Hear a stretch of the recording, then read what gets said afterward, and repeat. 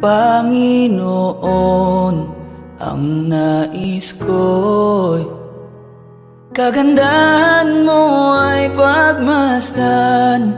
Ang pag-ibig mo'y sa aking tugon, kailan may di pababayaan.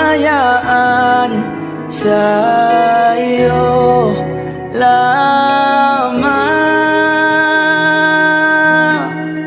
matatagpuan, sa iyo lamang